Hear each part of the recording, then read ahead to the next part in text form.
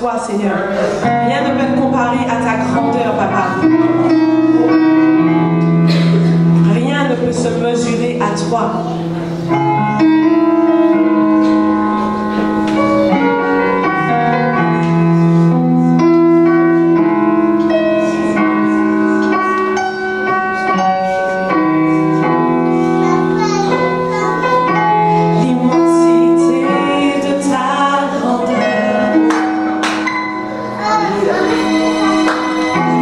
Me montre que je ne suis rien.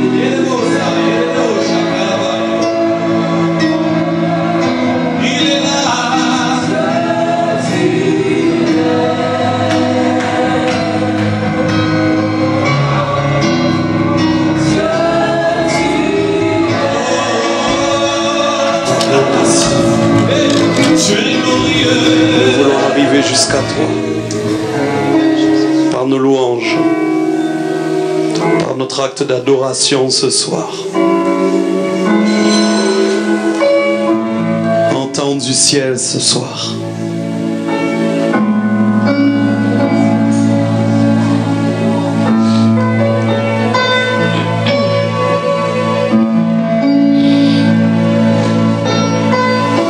Dis à ton voisin, personne ne lui ressemble.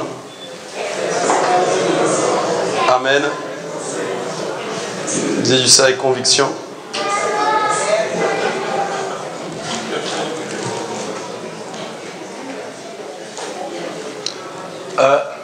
Dis à ton voisin ce soir, Dieu va t'encourager.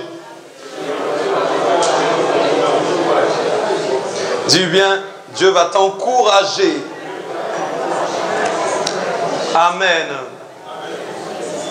Ok, je suis arrivé sans rien, quasiment.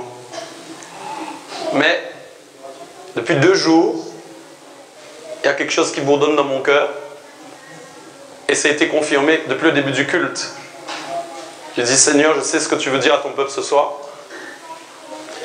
Je veux parler de la joie. De l'assurance et de la paix. Quel que soit ce que nous vivons et quelle que soit en fait la dimension des difficultés que vous allez rencontrer. Ça aussi, ça fait partie en fin de compte de la sphère dominer la chair. Parce qu'en réalité, la chair n'aime pas trop que nous soyons dans la paix, ou dans la joie, ou dans l'assurance. Donc là aussi, à travers tout ce que nous vivons et les épreuves que nous vivons, en fin de compte, ici, là, en ce moment ou ailleurs, partout dans le monde, j'aimerais vraiment que vous repartiez ce soir en vous disant, j'ai la joie et la paix, quel que soit ce qui m'arrive.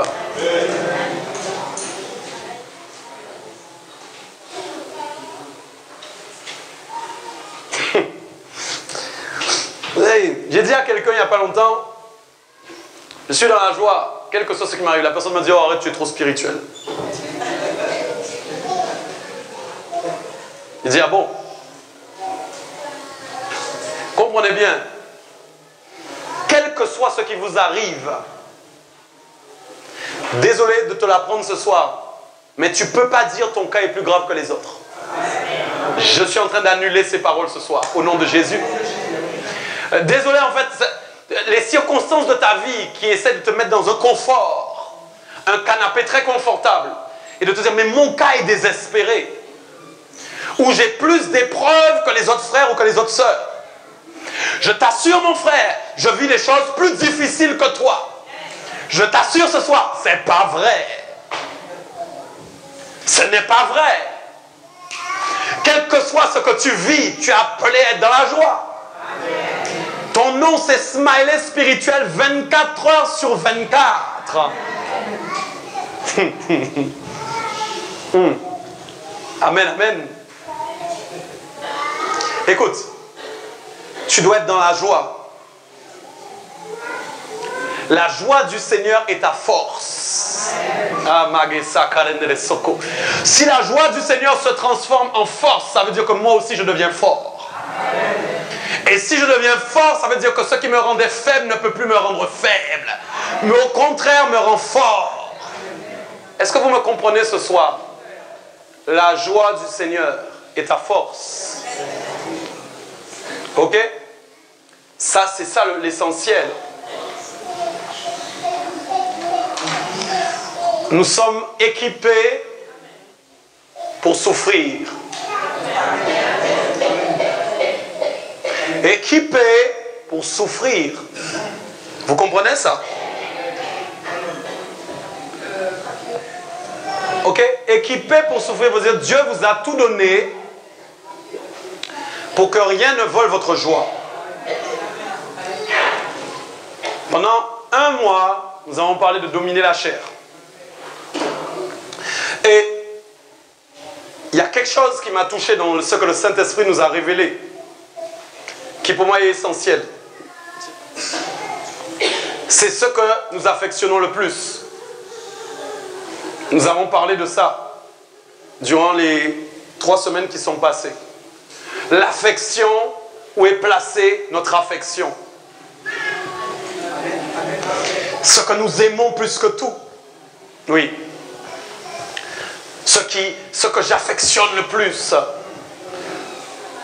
Ce qui est dans mes tripes. Ce pourquoi je veux avoir les regards fixés, centrés tout le temps. Ce sur quoi, du moins, je veux avoir les regards fixés, centrés tout le temps. C'est le ciel. D'accord? Et il y a quelque chose qui a été très important que nous avons dit. C'est que nous devons apprendre aujourd'hui à déterminer pour notre propre vie qu'est-ce que nous affectionnons le plus. Nous avons vu qu'il y a deux moyens de le déterminer. Deux moyens très précis de déterminer ce que nous affectionnons le plus. Soit nous avons dans notre vie un sentiment mortel. Et le sentiment mortel va se manifester par plusieurs types. La crainte, le stress, la tristesse, les angoisses, les peurs. Alléluia. Cela insinue que nous avons la mort à nos trousses. Est-ce que vous comprenez ça? Mais si nous découvrons dans notre vie spirituelle, dans notre vie de tous les jours, que nous avons constamment la vie et la paix, alors nous savons que nous affectionnons les choses de l'esprit. Parce que la Bible nous a enseigné que l'affection de l'esprit, c'est la vie et la paix. Donc je veux te dire ce soir, clairement, Maria est passée, Irma est passée, Rebecca va venir, Paola passera. Mais une chose est sûre, rien ne pourra te séparer de l'amour de Jésus-Christ de Nazareth. Et quand je parle d'Irma, je ne parle pas du cyclone, mais je parle de tous les cyclones qui passent dans ta vie. Je parle de toutes les Victorias qui ont décidé de venir te bousculer. Et que Dieu a donné l'autorisation qu'elles viennent. Parce que Irma a eu un droit de passage. Oui, oui, qu'on le veuille ou non, c'est toute chose concourt au bien de ceux qui aiment Dieu. Dieu est omniscient, omnipotent, alpha et oméga, premier et dernier, créateur du ciel et de la terre, de l'univers. Ce n'est pas un scientifique qui est au contrôle des choses, mais c'est lui. D'ailleurs, les scientifiques n'ont qu'une chose à faire aujourd'hui, maintenant, elle est simple. C'est dire, il arrive, il n'arrive pas. Il arrive, il n'arrive pas. Il arrive, il n'arrive pas. Il arrive, il n'arrive pas.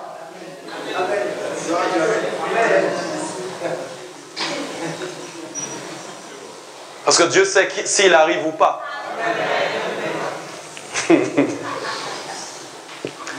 J'aimerais que ce soit comme ça dans nos vies. Amen.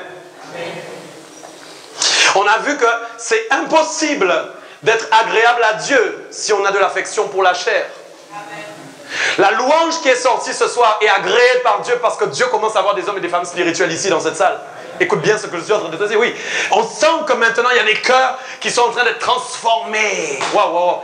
On sent maintenant que la louange qui est en train de monter, Dieu est en train de l'agréer de plus en plus parce que la parole de Dieu est en train de vous changer. Le travail que Dieu a commencé est en train d'accomplir quelque chose en vous. Oui.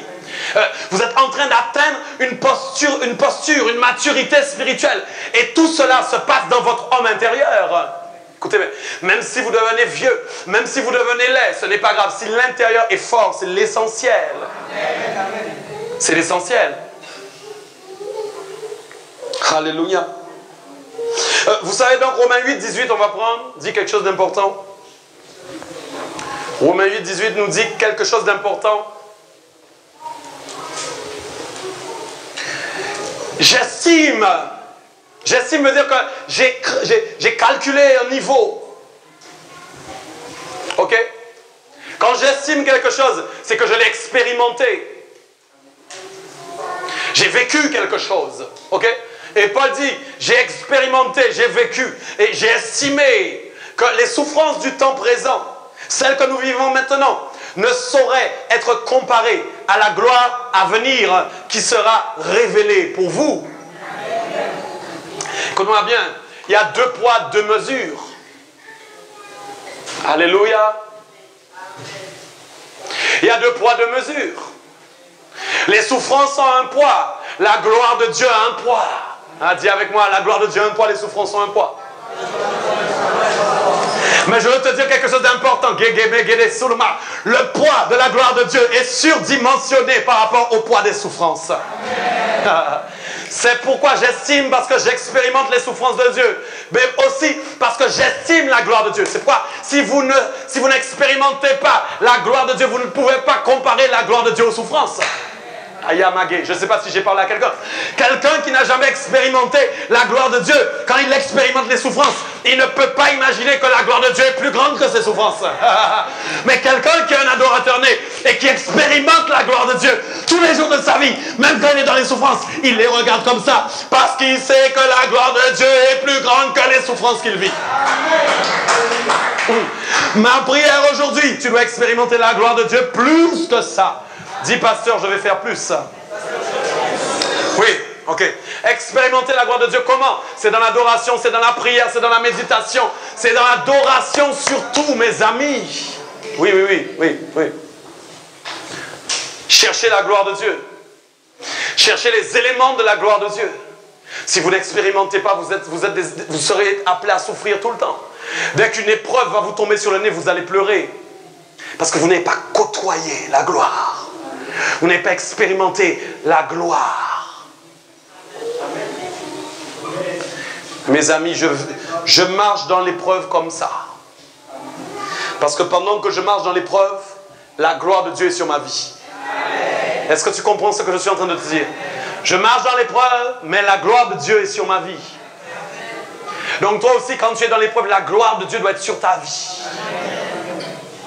La gloire de Dieu doit te recouvrir. Parce que dans la gloire de Dieu, tu vas trouver des forces qui sont des forces surnaturelles, qui ne sont pas des forces naturelles.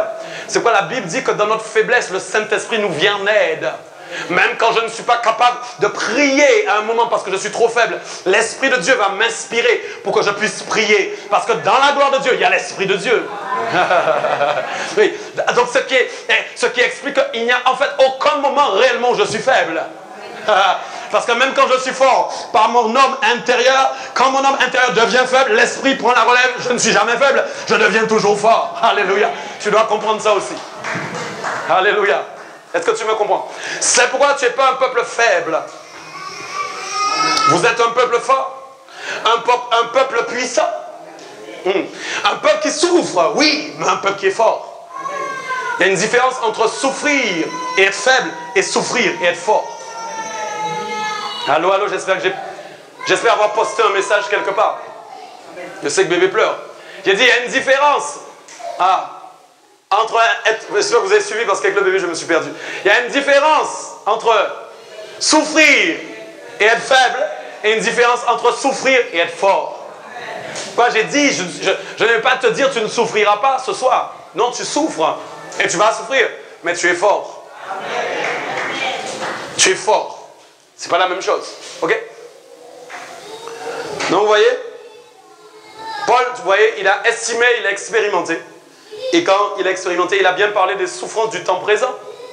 Parce que c'est un homme qui était conscient que le temps présent était malade. Ok? Et plus que jamais, aujourd'hui encore, regardez bien, la nature même est en train de se révolter. Ok? La prophétesse avait dit, bien expliqué que c'est ça que la création attend avec un désir. Hein? Elle a un désir de voir les fils de l'homme. La création souffre en elle-même. Donc vous voyez même, la création même est en train de se révolter. Les forts doivent aller chercher les faibles. Si jamais vous êtes des faibles, vous ne pourrez pas aller chercher des faibles. Parce que notre appel, c'est aller chercher ceux qui souffrent. Je t'avertis. Ce qui arrive bientôt, mes amis, c'est l'évangélisation. Je suis dans le timing de Dieu et c'est ce qui souffle dans mon oreille depuis plusieurs semaines. Cette fin d'année va marquer le démarrage de l'évangélisation. Cette fin d'année va marquer le démarrage de l'extérieur, des missions extérieures. Et c'est très sérieux ce que je suis en train de dire. Et c'est vous que Dieu attend. Des personnes encouragées elles-mêmes, capables d'encourager les autres. Est-ce que vous me comprenez? Alléluia. Alors, 2 Corinthiens 4, versets 16 à 18. Tu vas dire ce soir, cher, tu ne me décourageras plus. Au nom de Jésus. Ça, c'est clair. Non, non. Tu n'as plus le droit de me décourager. Non. Chaque chose que je vis est permise par Dieu. J'adore Dieu. Donc, ton découragement n'est pas mon partage. Mon partage, c'est l'encouragement du Saint-Esprit. Alléluia. Alors, vous voyez, 2 Corinthiens 4, 16 à 18 dit quelque chose vraiment d'important aussi que Paul dit à l'église de Corinthe. C'est pourquoi nous ne pouvons pas perdre courage.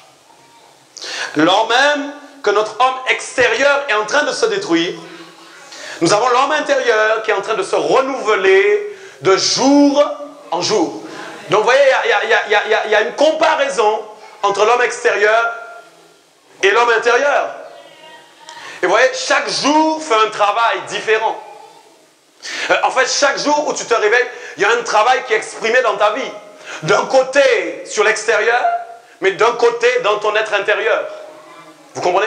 Quoi, il dit chaque jour qui passe, mon aspect est en train de se détériorer. Pourquoi Johnny Hallyday a fait beaucoup de lifting? Mais malheureusement, l'homme intérieur est mort. Bon, enfin. Surtout si ça passe sur TF1.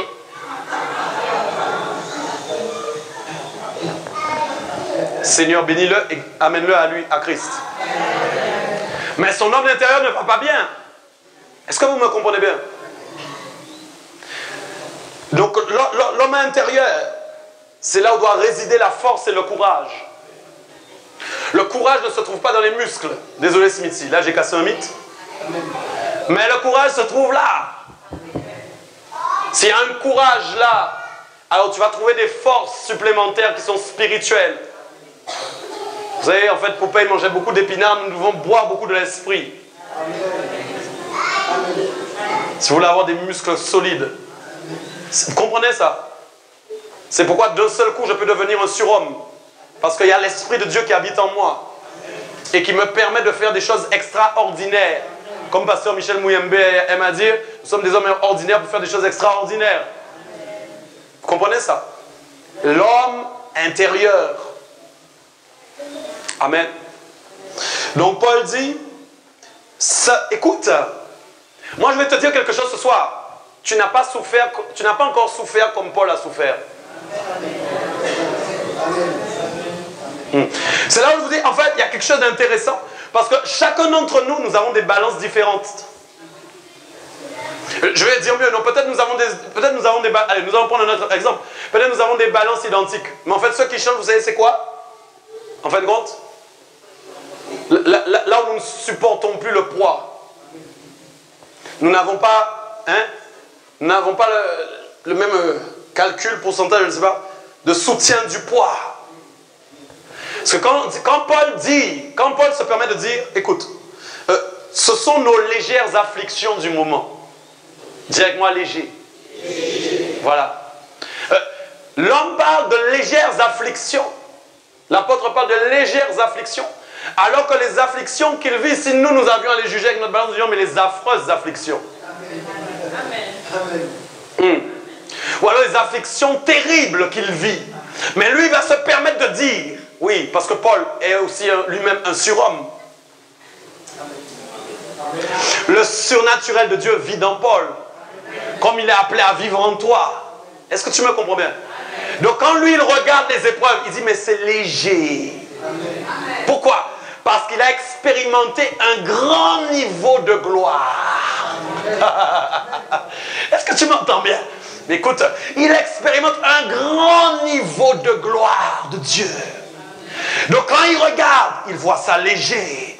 Parce qu'il voit le poids, la dimension, la mesure, la taille de la gloire de Dieu qui se manifeste dans sa vie. Tu me comprends ou pas?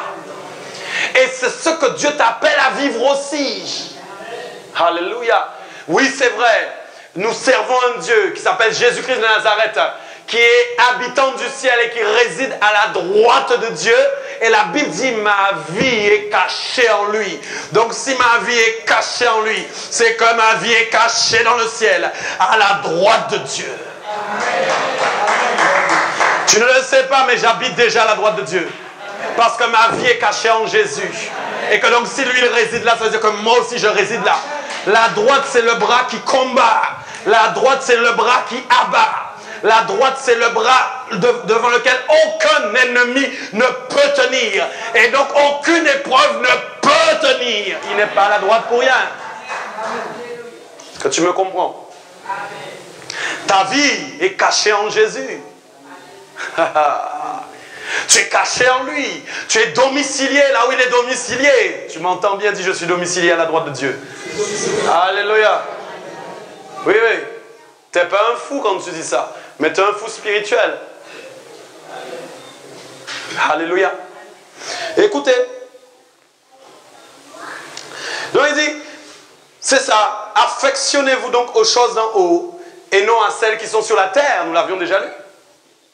S'il vous plaît, ayez un ardent désir des choses d'en haut. Et il dit, pourquoi? Parce que vous êtes mort, votre vie est cachée en Christ, avec Christ en Dieu. Et quand Christ, votre vie, va paraître, alors vous allez aussi apparaître avec lui dans sa gloire.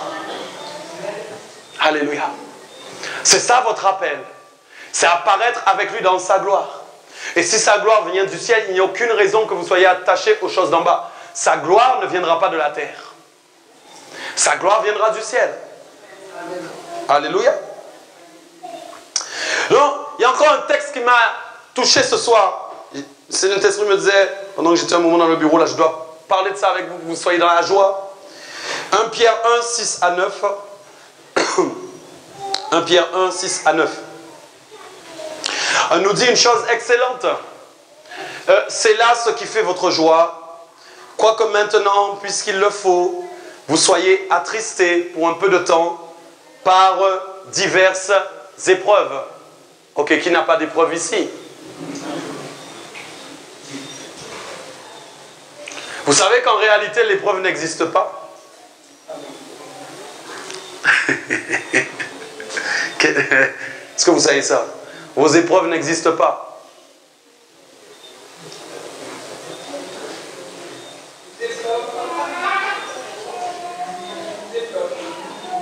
Vos épreuves n'existent pas. Je vais développer. Vos épreuves n'existent pas. Je vais répéter. Vos épreuves n'existent pas.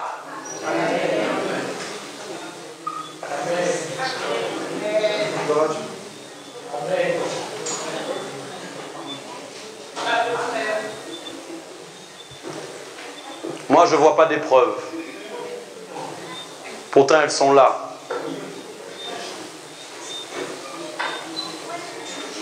Elles sont là. Mais je ne les vois pas. Parce que si je commence à les voir, je ne serai pas là. Quand vous voyez les épreuves, elles vous emmènent à des lieux où vous ne devez pas être. Mais quand vous ne les voyez pas, elles vous emmènent à l'endroit où vous devez être. Dans la présence de Dieu. Et dans la présence de Dieu, mes amis, l'épreuve n'existe pas. Quand Dieu n'est pas là, l'épreuve existe. Mais quand Dieu est là, l'épreuve n'existe pas. Écoutez bien, il dit, mais quelque chose d'important. Vous allez être pour un peu de temps dans diverses épreuves. D'accord? Pourquoi? Parce que l'épreuve de votre foi, plus précieuse que l'or périssable, qui est cependant éprouvée par le feu, doit avoir un résultat. Et elle doit vous permettre d'aller louer le Seigneur. Elle doit vous permettre d'aller lui donner la gloire et l'honneur. Comprenez bien. La force d'une église, la force d'une communauté spirituelle ne réside pas dans le nombre de personnes qu'il y a dedans. Mais la force d'une église réside dans le niveau d'adoration et de louange qu'elle est capable d'apporter à Dieu. Est-ce que vous m'entendez bien? Parce que la louange et l'honneur, c'est ce qui appelle Dieu à agréer un peuple et à le bénir. Et donc à répondre à des besoins impossibles pour l'homme, mais possibles pour Dieu. Quand vous réussissez à atteindre ce stade, vous êtes béni au nom de Jésus. Toutes les sphères de la bénédiction vont impacter tous les domaines de votre vie. C'est qu'on a dit il y a quelques jours en arrière, regardez bien, tout ça est prophétique, qu'il n'y a aucune sphère de votre vie qui ne doit pas être bénie. S'il vous plaît, ne ratez jamais rien de ce que le Saint-Esprit dit et saisissez au vol au nom de Jésus. Parce que moi, je le saisis pour ma propre vie. Que ce soit dans les finances, que ce soit dans le travail, que ce soit dans la santé, que ce soit dans la famille, que ce soit au niveau spirituel, que ce soit au niveau matériel, je dois être béni. Donc si jamais je ne suis pas béni dans une des sphères spirituelles, mais que je suis un vrai adorateur, alors je sais que je suis dans une épreuve que je ne dois pas observer, mais je dois encore rester plus dans la louange, je dois attendre que Dieu fasse quelque chose. Ça veut dire que Dieu est en train de me chercher quelque part. Dieu est en train de m'attendre quelque part. Là où je pensais que j'avais réussi à lui donner quelque chose d'extraordinaire, il est en train de me dire, là tu m'as donné quelque chose de seulement ordinaire. Je ne sais pas si on est là. En fait, toi, quand tu penses que tu donnes à Dieu de l'extraordinaire, Dieu dit, c'est encore ordinaire, je mérite mieux que ça. Et je vais te pousser à me donner l'extraordinaire de ton cœur. Parce que Dieu est extraordinaire, mais il mérite aussi l'extraordinaire de ton cœur. Il ne mérite pas l'ordinaire. Je cherche à lui donner le meilleur. Pour ça, je ne peux pas être charnel. Je dois être spirituel. Tu ne pourras jamais lui offrir une adoration extraordinaire si tu es charnel. Tu lui offriras des miettes de ton cœur. Juste des miettes de ton cœur, mais rien de fabuleux. Alléluia. Dis, je vais lui donner le fabuleux. Oui, l'extraordinaire. C'est ça. Alléluia. Donc vous comprenez bien que les épreuves n'existent pas. Elles sont là, mais elles n'existent pas. Vous savez, tout est pour la gloire de Dieu. Tout ce que nous vivons est pour sa gloire. Il fait tout pour sa gloire. Alléluia.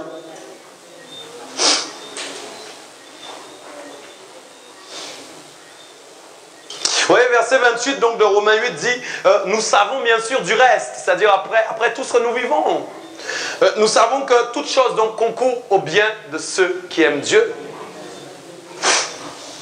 Ouais, vous savez, ça en fait nous ne pratiquons pas vraiment. Nous lisons beaucoup mais nous ne pratiquons pas vraiment. Toute chose concourt au bien de ceux qui aiment Dieu. En plus, c'est un des versets fabuleux des chrétiens, ça. Dès qu'ils ont une épreuve, mon frère, toute chose concourt. Oh, oh, oh, oh. Mon frère, toute chose concourt au bien de ceux qui aiment Dieu. Et le frère qui parle, toi, t'es pas dans, on voit bien que tu n'es pas dans l'épreuve. Mais comment ça peut concourir à mon bien quand c'est mauvais ou quand ça me paraît être mauvais? Ma chair ne peut pas comprendre ça. Ma chair est obligée de dire, mais c'est pas normal ce qui m'arrive. Mais comment il peut dire, mais ça concourt à mon bien? Comment il peut dire, mais c'est bon pour moi? Oui, oui, parce que Dieu sait que dans l'histoire que tu es en train de vivre maintenant, tu vas le trouver à un moment. Regardez bien Jacob. Il est passé par divers chemins, on l'a appelé Israël, peuple élu, alléluia. Mais il a trouvé Dieu. La Bible dit pendant toute une nuit, il a combattu avec l'ange de Dieu. Est-ce que tu m'entends bien? Il a combattu jusqu'à saisir sa bénédiction.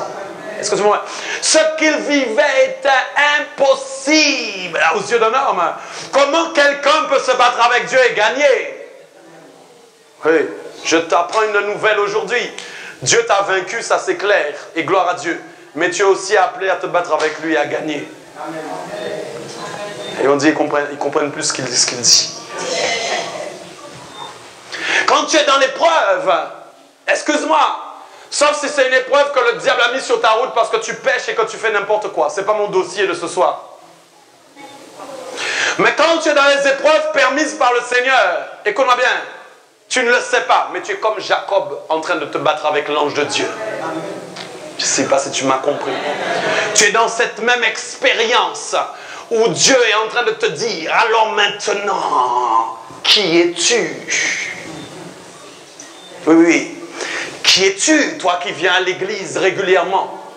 Qui es-tu, toi qui veux le servir? Qui es-tu? Qui es-tu? Et quand Dieu pose cette question à quelqu'un, ok, c'est parce qu'il veut se faire découvrir à cette personne pour qui il est. C'est là où on va voir celui qui a réellement le désir de servir Dieu. Celui qui aime réellement Dieu. Vous me comprenez? Je ne l'aime pas juste en parole. Je ne l'aime pas juste sur des mots. Mais mon cœur est attaché à lui en toutes circonstances. C'est pourquoi je rigole quand je dis à quelqu'un, mais j'ai la joie, tu n'enlèveras pas ma joie, et que la personne est en train de rire. Je ne sais pas. Mais moi, je ne suis pas en train de faire une comédie. Je suis réellement dans la joie. Et ça, c'est obligé de perturber l'esprit de quelqu'un. Et ça doit perturber l'esprit de quelqu'un à côté de toi, autour de toi, devant toi et derrière toi. Mais qu'est-ce qu'il fait? Mais qu'est-ce qu'il fait? Il est en train de me dire qu'il est dans la joie, mais c'est pas possible.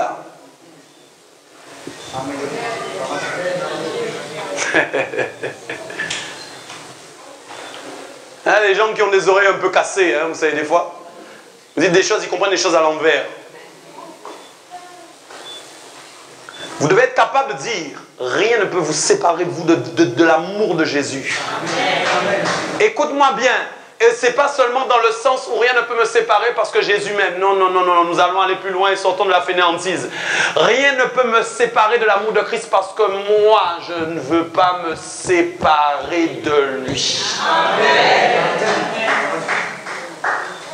Et donc, si je ne veux pas me séparer de lui, c'est parce que moi, réellement, j'ai accepté tout ce qui m'arrive. Et que donc, j'ai pris la décision ferme que tout ce qui pourrait encore arriver ne réussira pas à me séparer de lui.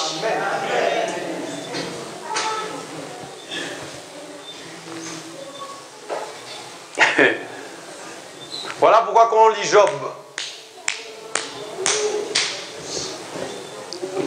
en fin de compte, Dieu lui a dit, mais qui es-tu? Qui es-tu? Tu es intègre sur la terre, le plus droit sur la terre. Quand je parcours la terre, je ne vois personne comme toi. Mais je viens encore. Qui es-tu? Et l'homme va être obligé de découvrir Dieu dans toute sa splendeur. Dans toute son incompréhension, Dieu va le chercher. Dieu va le faire sortir de ses retranchements. Dieu va le faire sortir de sa zone de confort. Oui, oui, oui, oui, mais écoute-moi, c'est sérieux. Dieu va le faire sortir de sa zone de confort. Parce que pour ce que Dieu a décidé de faire avec toi, tu dois en sortir. Tu comprends ce que je suis en train de te dire? S'il te plaît, que l'Esprit de Dieu t'aide à comprendre ce que je suis en train de te dire.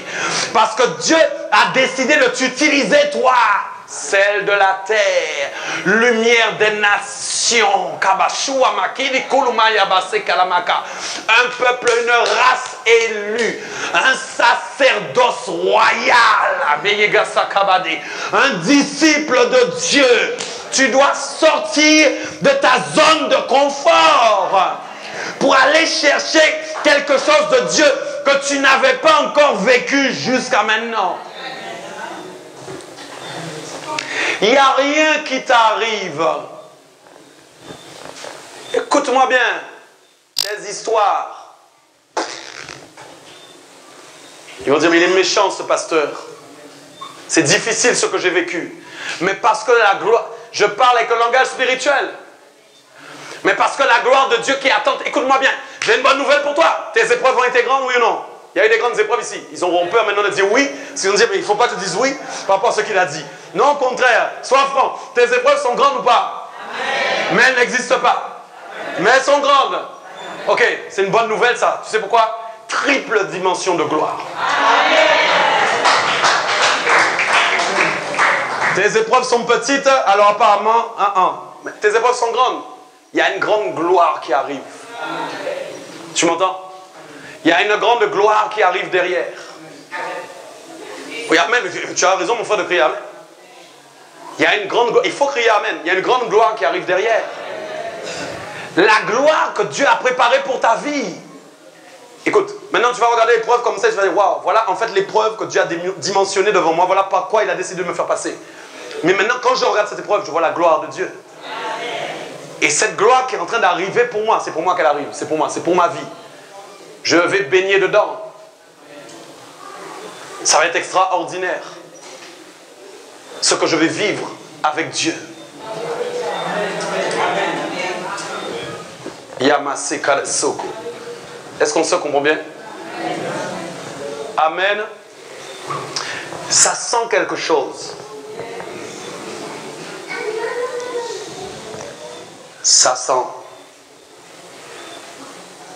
l'odeur de Dieu. Le réveil. Le réveil. Vous savez, le réveil, c'est la chose la plus extraordinaire qu'une église peut vivre. Le réveil des cœurs. Mes amis. C'est la chose la plus extraordinaire qu'une église peut vivre. Vous ne vous imaginez même pas. Vous savez, nous pourrions être une assemblée avec 1000 membres. Mais s'il n'y a pas de réveil, il n'y a rien. Le réveil, c'est la flamme qui est en train de s'animer dans votre cœur et qui est en train de vous pousser à faire le bien. Cette flamme qui est en train de vous dire, maintenant mon temps est arrivé, c'est fini le péché, c'est fini de sortir des voies de la droite, c'est fini. Mon temps est maintenant de plaire à Dieu. La chose la plus importante, c'est Dieu.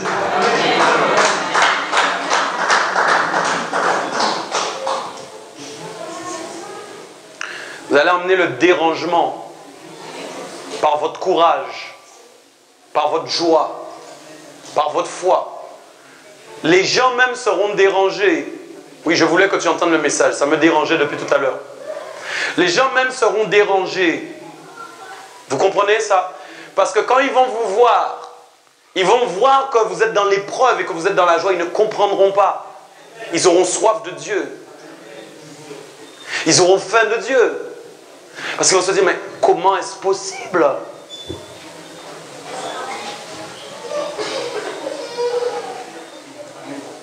Mais comment est-ce possible? C'est pas possible. Amen. Vraiment, la joie de l'Éternel est ma force. Ça, c'est clair. Ah Seigneur, si vous pouvez vous donner une caméra pour voir vraiment tout ce que je vis, vous diriez, ok, c'est un exemple. C'est un exemple pour moi. C'est ça en fait. Je veux être votre exemple. Je veux vous donner ce que Dieu me donne à travers ce que je vis. Vous comprenez ça? Je veux que vous partagez ça. Je veux que vous soyez comme moi. Que rien ne vous détache de Dieu. Vous comprenez ça? Vous savez, le salut est personnel. C'est d'ailleurs une des raisons de base pour laquelle nous devons comprendre, en fin de compte, que ça nous concerne nous personnellement. Parce qu'il n'y aura personne avec vous. Ni femme, ni mari, ni enfant, ni parents. Désolé de vous l'annoncer. Mais peut-être vous aimez votre épouse plus que Dieu. Vous êtes dans l'erreur. Peut-être vous aimez votre mari plus que Dieu. Vous êtes dans l'erreur. Peut-être vous êtes célibataire et vous pleurez parce que vous n'êtes pas marié. Mais vous vous trompez, vous devez être dans la joie d'être célibataire.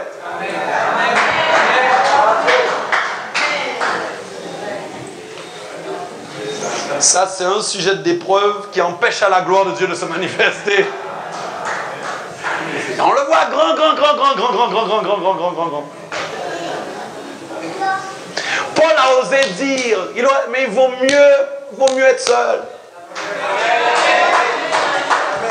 Que celui qui est marié soit comme s'il n'avait pas de femme. Mais quoi? Amen. Hé, Eric, ne ris pas trop. Hein.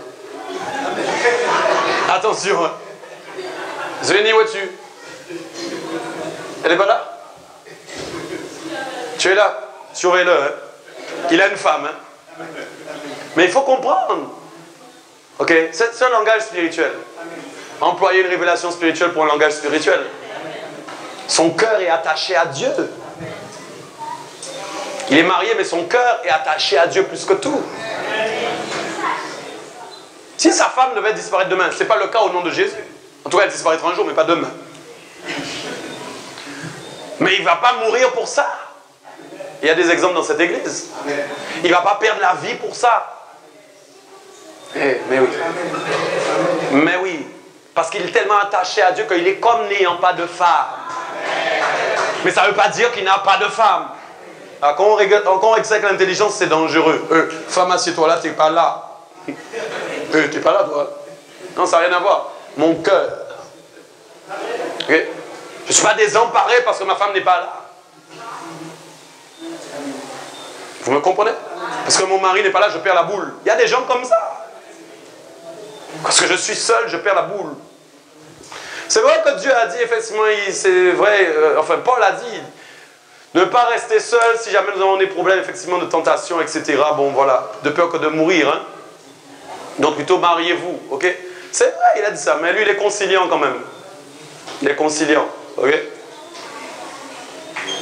Mais faites attention, j'ai une nouvelle pour vous. Parce que dans la tentation, parce qu'on est seul, si on chute, il y a un feu. Vous savez ça? Il y a un feu, c'est pas un bon feu. Mais j'ai une nouvelle pour vous aussi. Hein? Dans le mariage, il y a du feu aussi.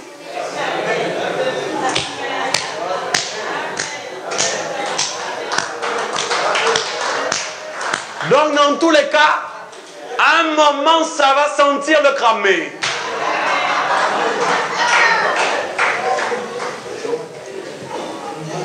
Dans tous les cas.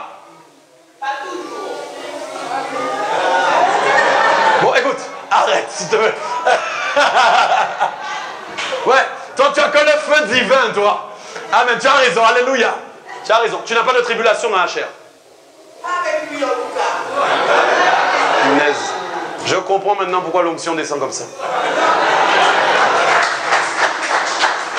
Bon, donc, vous ferez un enseignement sur le couple. Hein? C'est trop tard, hein?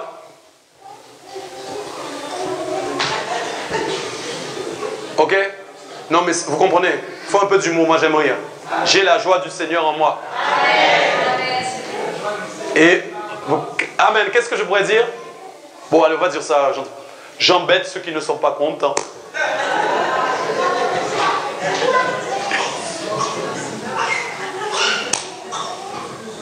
Je les embête. Beaucoup. Amen. Vous n'avez pas envie d'embêter les gens un peu? Ah, ouais, mais c'est pas pour l'argent, ça. Hein? Les gens, vous voyez un peu la différence? Les gens font ça pour l'argent. Moi, je fais ça parce que j'embête les gens. Alléluia. Embête un peu les gens. Parce que ce sera ton témoignage vivant. Ça, ce sera un vrai témoignage vivant pour les autres. Il n'y a pas de plus belle manière de témoigner Christ que de démontrer la joie du Seigneur, mes amis.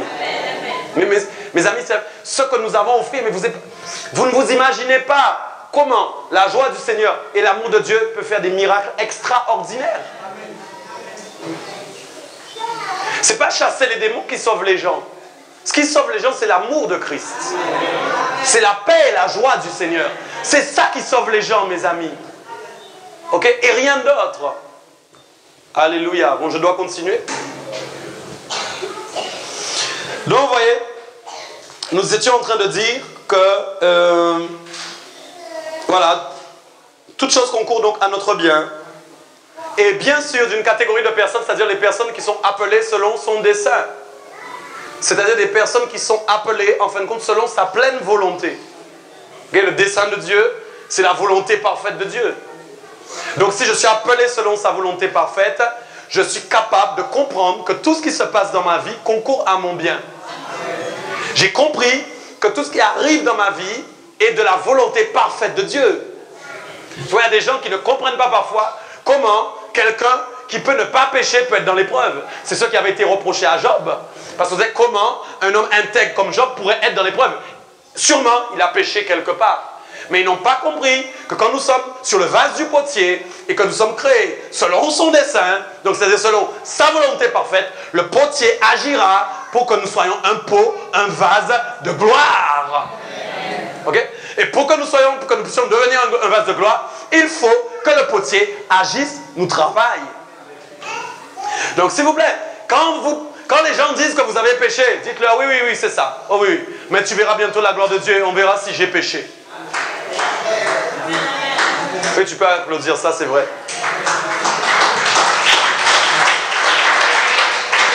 On verra si j'ai péché. Ok? Amen. Alléluia.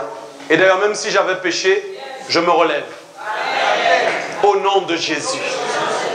Tenez à rajouter ça aussi. Ok? Dieu connaît mon parcours par avance. Hein? Il connaît mon cœur. Il sait où je vais chuter et où je vais tomber. Amen. Sinon, il nous aurait choisi parfait. Amen.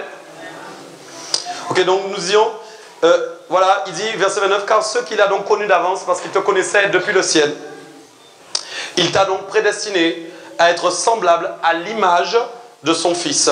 Ok? Afin que son fils fût le premier-né d'entre plusieurs frères. Donc ton image, c'est Christ. Et là encore, nous avons une réponse. Nous ne pouvons pas estimer être à l'image de Christ si nous n'acceptons pas les souffrances de Christ. C'est ça le problème aussi. Nous voulons ressembler à Jésus, mais nous aimerions ressembler à Jésus sans les souffrances de Jésus. Et ça ne peut pas fonctionner. Ressembler à Jésus, c'est dans tous les domaines. C'est dans les souffrances, dans les bénédictions, mais dans les difficultés. Et quand nous voyons le parcours de Christ, nous voyons bien qu'il a été semé d'embûches, ok, de difficultés. Pourtant, il y avait une force qui résidait en lui pendant tout son parcours. Parce qu'il avait mis sa force en Dieu. Son courage était en Dieu. Sa foi était en Dieu. Son espérance était dans le Seigneur. Il avait une immense confiance en Dieu. Il était préservé. Amen. Et donc, ceux qu'il a donc prédestinés, il les a aussi appelés. Et ceux qu'il a appelés, il les a aussi justifiés. Et ceux qu'il a justifiés, il les a aussi. C'est là où je veux arriver.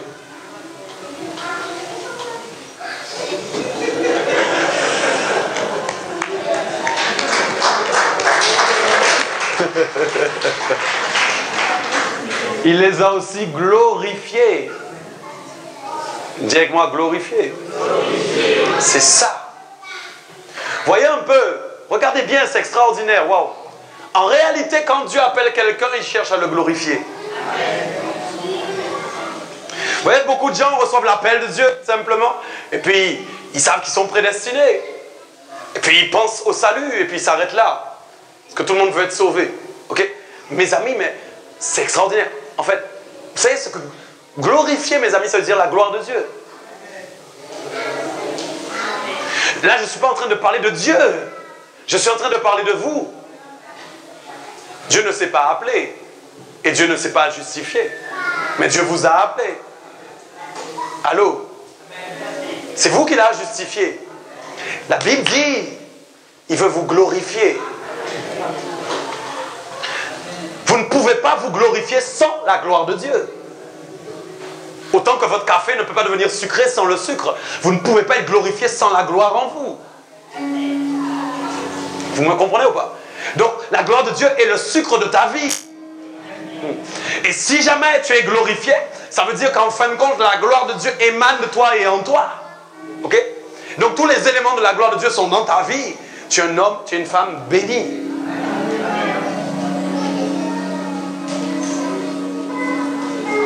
Amen. Wow. Wow. Dis un grand wow pour le Seigneur. Alléluia. Hey. C'est ça. Amen. Je sais, il y a un réveil ici. Yes. Ce qui est bien, La qualité. C'est ça qu'on cherche. Voyez encore? Mais que dirons-nous à l'égard de ces choses?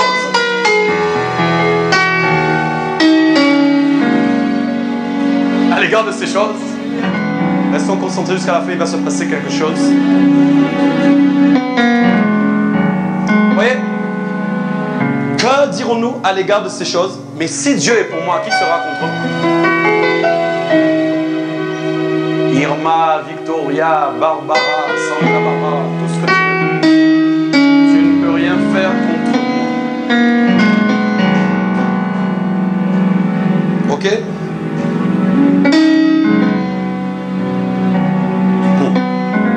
Mais lui qui n'a point épargné son propre fils, mais qui l'a livré pour nous tous, comment ne nous donnera-t-il pas aussi toutes choses avec lui? Mais qui accusera les élus de Dieu? C'est Dieu qui justifie. Qui les condamnera? Christ est mort. Bien plus, il est ressuscité. Il est à la droite de Dieu et il intercède pour toi. Mais qui peut me séparer de l'amour de Christ? Est-ce que ce sera cette tribulation que je vis aujourd'hui? Allô? Est-ce que ce sera l'angoisse dans laquelle je vis maintenant? Est-ce que ce sera la persécution dans laquelle je vis maintenant? Est-ce que ce sera parce que j'ai faim ou parce que je suis nu? Est-ce que ce sera à cause du péril ou à cause de l'épée, à cause des bombes, à cause des guerres, à cause des tremblements de terre, à cause des cyclones, à cause de ceux qui m'ont violé, à cause de ceux qui ont assassiné ma famille, à cause de ceux qui ont menti sur moi? Rien ne pourra me séparer de l'amour de Jésus-Christ. Rien. Rien ne pourra le faire. Rien ne pourra le faire.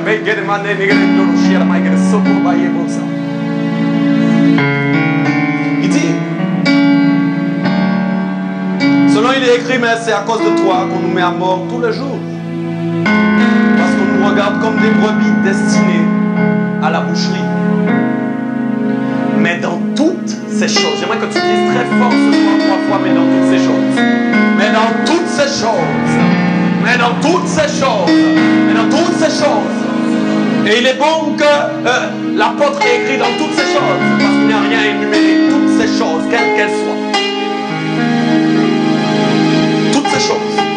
Je suis plus que vainqueur par celui qui m'a aimé. J'ai une assurance en moi.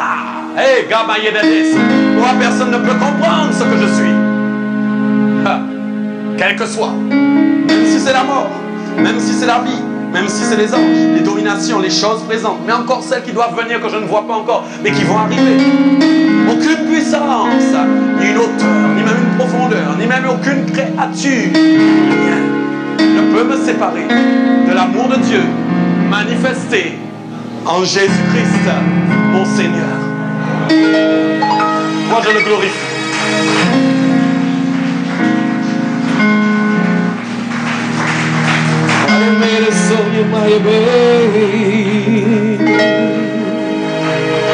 Hallelujah.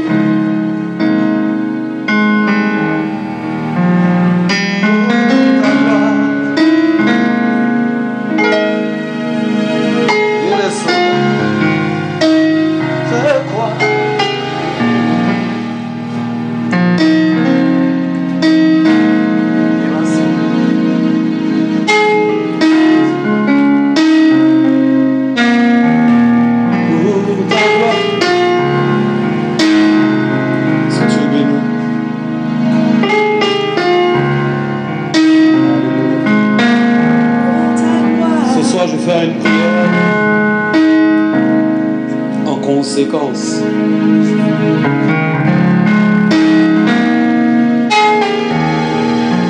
Voilà. Aujourd'hui, quelle que soit l'angoisse qui était dans le cœur de quelqu'un aujourd'hui, soit la peur, le découragement, l'inquiétude, je bannis ces choses au nom de Jésus. Et je crois maintenant la paix du Seigneur qui surpasse toute difficulté va inonder chacun d'entre nous. Nous allons recevoir